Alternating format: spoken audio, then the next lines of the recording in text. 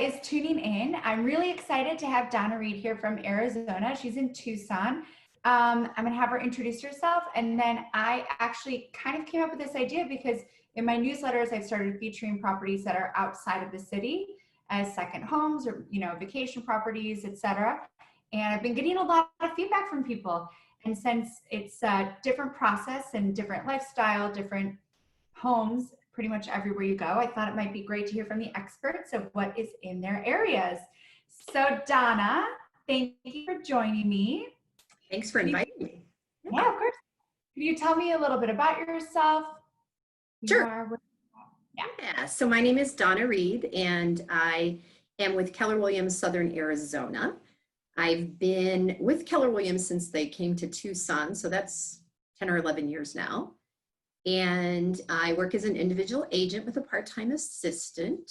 I have been in Tucson 20 years, and I'm on the ALC. I don't know if that matters to the whole world, right? The Leadership Council, and a culture person. And yeah, I love what I do. I work with a relocation company, and I help people my children's age, as well as a whole lot of baby boomers making changes in their life. I love it. And so what are the areas that you serve there? So Tucson is kind of interesting, and I thought about this after talking with you about what does it mean to say I work in New York, Tucson is really spread out geographically. I can drive 150 miles in a day showing people houses. And sometimes we have different names for towns that would be like Oro Valley or Marana. Their mail still all comes to Tucson. Vale, they all can still come to Tucson, which is interesting. And so there's really, I work all over the city. I have always lived northwest, so I know the northwest side the best. And yet there's kind of hardly an area I won't go. If I don't feel like I'm a specialist in an area, I'll refer it to another person in that area. Awesome. So we did talk about this a little bit, and one of the things that absolutely blew my mind is that your population doubles in the winter. You're right. So it does. Yeah. So our year-round population here is about just under 1 million, I think. And we almost go to 2 million in the winter months. So for some people, that's right after Thanksgiving that they come here. For some, it's after Christmas. For some, it's the minute you get the first snow back in the colder climates. And then usually people stay through Easter or up to Mother's Day. And, we call them snowbirds. And there's tons and tons of people that come from so many places, because those are our best months. When you all are bundled up inside, that's when we're out on patios. Well, okay, so then what is the weather during those months in Tucson? So we might get a night or two where it freezes. We might, like they'll tell us to cover our pipes, and that could be 2 days in February. And our high might get into the 60s. Okay. But often we have days that start in the 40s, go into the 70s. It's kind of like spring back in the Midwest or other parts of the country. And when I moved here from Ohio, one of my favorite things was outdoor dining and patio concerts and all those things that happen all winter long. And I can still go to the mountains because they're close. So if I ski, I can still get there. How far is that? How far of a drive would that be for you? Well, we actually have one mountain in Tucson. It's sort of funny. It's Mount Lemmon, and there's a small ski resort there. My youngest son used to skip school and go skiing on the 2 or 3 snow days, which amused me. But also Arizona is so diverse that 3 or 4 hours north of us, there's great skiing up in northern Arizona. So it's really not that far then. That's great. No. So then, besides the people that want to get away from the cold winters, who else is really moving to Tucson? What are you seeing? This is really interesting because I was here in the 70s and then back in Ohio, and now have been back here 20 years. And I could do a whole Ohio-Michigan game day if I wanted, with all the people that used to live here. I think I mentioned to you, Erin, the other day that one of my friends from Long Island just people talking in Starbucks and recognized that they were from Long Island. And now there's this whole coffee clutch from Long Island.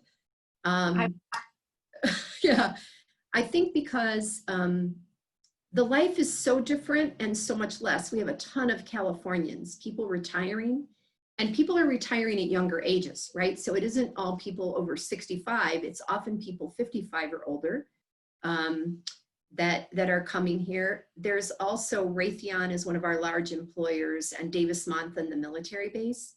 So between those two and the university, we have constant change. There's just constant movement in the city. So. And do you have to be able to play golf to move?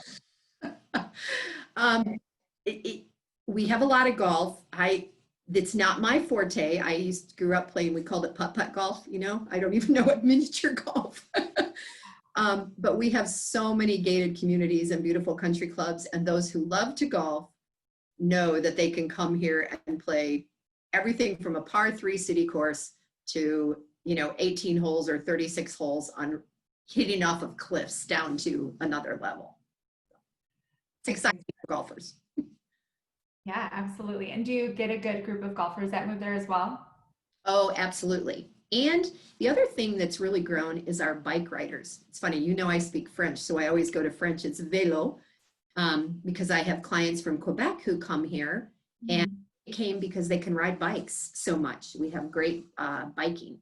So the golfers, the bikers, the hikers, the just people who want to live outdoors. And it's really artsy here too. Like, I think a lot of times people who have worked in corporate America for 30 or 40 years, but they always wanted to do something else. And then they come and they're like, oh, I can do this now. So glass blowers and, just all different interesting artistic people here too.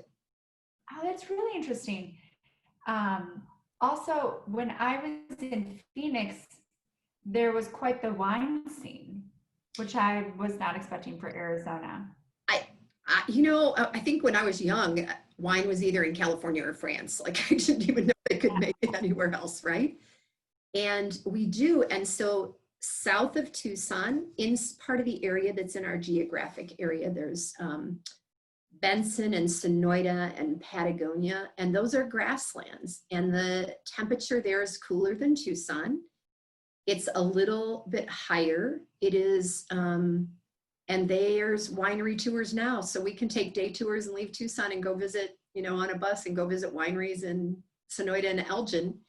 And people are surprised about that. I don't think anybody expects there to be ranch land or grassland here. And a lot of the people that come here from Montana and Colorado and Wyoming choose that area because it reminds them of home. It's a little bit different. It's warmer. They're not getting the snow, but it still feels a little bit like home. Yeah, well, that makes sense. Yeah.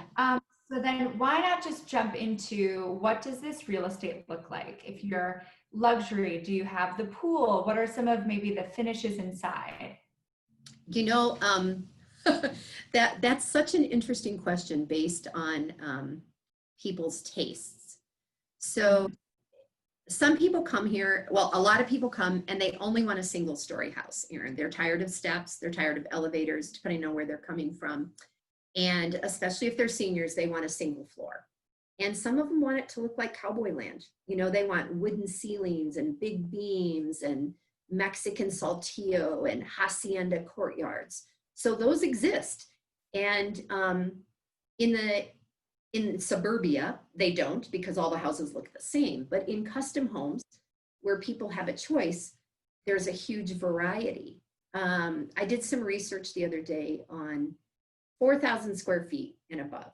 And so for us, the price point of a luxury home, we used to say 500, not so much anymore, more like 750 to 800, because 500 can be a pretty standard nice house, but not with high-end appliances and things.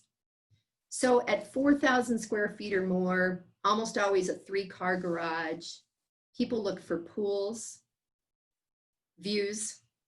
And the view can be, some people want their pool to look down on the city at night and they want to see the city lights. Other people want the pool to be in the backyard looking at the mountains. So it kind of is a choice. Some people are lucky and get both. Golf courses. There are people, because we live in the desert and they want the green that they have at home, they want their house to look at a green so they can see green grass, you know, and do that. And many, many people, because they're here part-time, want gated communities. So I don't even know if anything like that exists in New York City, you know, what that would mean. Just doormen. There are physical. Okay, right. So we have gated communities that people can come into with remotes, and then gated communities where there's a guard. And even as a realtor, I have to sign my name. I have to show them my business card and everything to get in to show a property. And actually, can I ask, are the majority of the communities that are gated, or is it kind of a 50-50? Yeah, I would say 50-50. So when Tucson was born, you know, back when we were, I think we're the 48th state, when this was still a territory, there was a fort here, and there was the beginning of the downtown. And that was back when Tombstone was bigger than Tucson, which is hard for me to fathom now. And the city grew around the rail coming through, the cattle drives, things like that. So down in that part of town, people often brought their styles of their properties from where they were coming from. You know, so picture an East Coast girl whose husband says, yeah, we're going to move to the Southwest in 1923. And they were big lots, they were big properties, they were beautiful. And that still exists down in the central part of town. The buyer, and they have the same amenities. They have high-end appliances, they have pools. I had one buyer who bought there because the trees were tall. And in newer parts of the desert, don't have the tall trees, which is fascinating. Again, they were from Philadelphia. They have guest houses. We have a ton that have guest houses. We often call them casitas. And a casita could just be a simple bedroom with a coffee pot in it, or it could be a full house, you know, and especially the ranches will have 2 or 3 houses on them. All those mother-in-law suites. Exactly. Yeah. So a huge variety. I called one of my clients that bought down in the old part of town, and she said she's from France. Her husband was from near Philly. They wanted to ride their bikes. They wanted to put solar on their house. They wanted to walk to the bakery. They wanted to be politically involved and get to concerts and things at the University of Arizona easily. The view for them was not the most important thing. Inside the house, they liked the uniqueness of the oldness, and still put in a very modern kitchen, things like that. And often here then, no matter where a luxury home is located, there'll be an outdoor kitchen. And my favorite outdoor kitchen. I know. My favorite outdoor kitchens are the one that have pizza ovens. Yeah. Why not? Yeah, on the patio. So, and then one of the most popular areas is the foothills. And I've joked that all mountain ranges have foothills, but in Tucson, there's a couple of zip codes that have easy access for the hospitals and the university and the military base. There's high-ranking officers, there's a lot of doctors and, you know, people who live in those areas. They will also have a lot of those amenities, outdoor fire pits. In the winter, we go from swimming to fire pits in the same day. That sounds like a great day. Yeah. We're kind of weather wimps. You know, all of a sudden you say, oh, it's 65, and you put your jacket on. So, yeah. So, and they'll have beautiful, beautiful outdoor. I love the outdoor living space here. That was huge for me moving here. So. It just seems like that's a lot of what the culture is, right? It's the pools, the outdoor spaces, but then the hiking, the biking, it really is that whole lifestyle of the outdoors. But just the opposite of like the Colorado outdoor vibe. Right.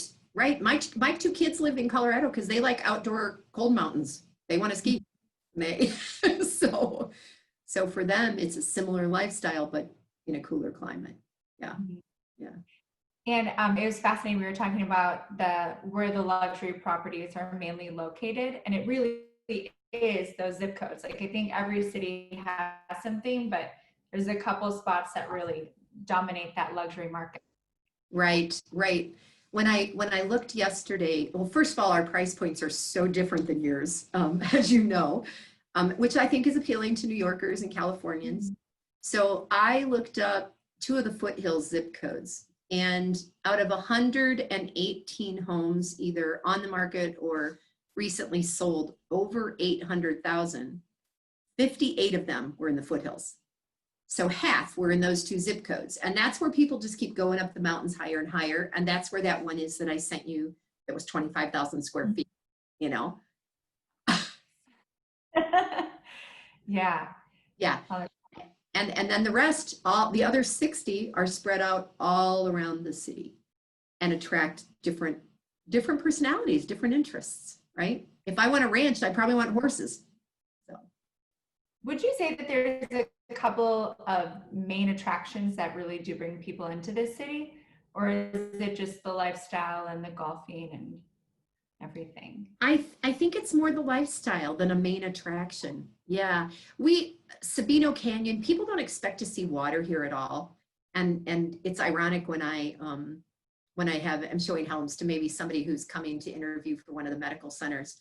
I had a man say, I don't want to be near the kids. I want to be close to the university, and I don't want to see sand. And I said, you're expecting the Sahara, aren't you? You know, so he was surprised how beautiful it was and took a boatload of pictures that day. But the canyons, really, when people come, they come for outdoor activities. Nobody comes to stay inside. So, and we're inside this time of year. Yeah. When it gets to be 108.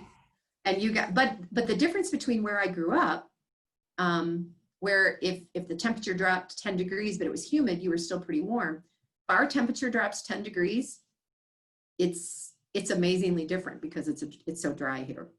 So. Yeah. Well, that's great. Do a lot of people buy homes to rent them out as like vacation homes and Airbnbs, things like that?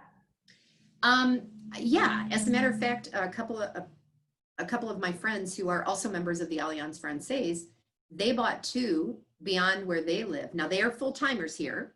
Mm-hmm. And they bought two additional homes in their zip code. So they had easy access and they have fixed them up as Airbnb. So that is also growing. There are also some communities that won't allow it. So that's the other thing. Sometimes the exclusivity makes it so, no, we can't do it. Or your tenant has to be there for a month, not just a week or the weekend, things like that. So that's something we have to check carefully if we have buyers wanting that.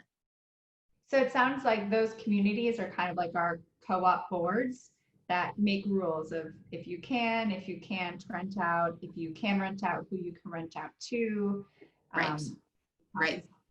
That's interesting. And down in this old part of town, Erin, that I had mentioned, it's amusing to me because some of those rules haven't changed since the 1900s. So it'll tell you where you cannot put your horse or your donkey.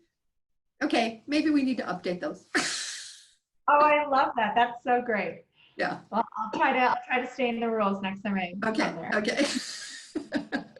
Oh, that's so funny. Yeah, and then what are the sizes that you're seeing when you're looking at homes? Like are the luxury homes in, 1,000, 2,000 square feet, or are they often larger than that? It is really difficult to find a luxury home that isn't large. Okay. And that can be a problem for some people. Some people only want, so let's say you only had 1,000 square feet back in New York. Mm-hmm. You go to 2,000 square feet, you've just doubled it. Your budget is way less. Mm-hmm. You want 5,000 square feet and a pool to take care of.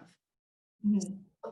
That is one of the things that can be a challenge. So some people are doing townhouses, which is great. I've sold a couple that are townhouses that were like $495 and maybe 1,500 or 1,600 square feet in a gated community, great amenities, really close to hiking, but kind of lock and go. And there's a lot of people that want that also. And those communities, they usually have like communal pools and communal other type of amenities. There are right? a lot of places that do, many communities do that are gated. Not all of them, but many do. Yeah. And for some, you know, you asked about the golf earlier. There are some where you have to pay to eat a certain amount of food every year at the restaurant, every month. You have to pay to a certain amount for golf, whether you golf or not. And then there's options for different packages, depending on if you golf every day with you and your buddies, in which case then you get the more expensive package and you have more access and things like that. So. Yeah. Oh, that's great. And I'm also fascinated when you said that a lot of people brought their style of home there. So do you feel like there's still just a plethora of different types of homes, styles of homes, decorating, etc., or has it kind of come to have one similar?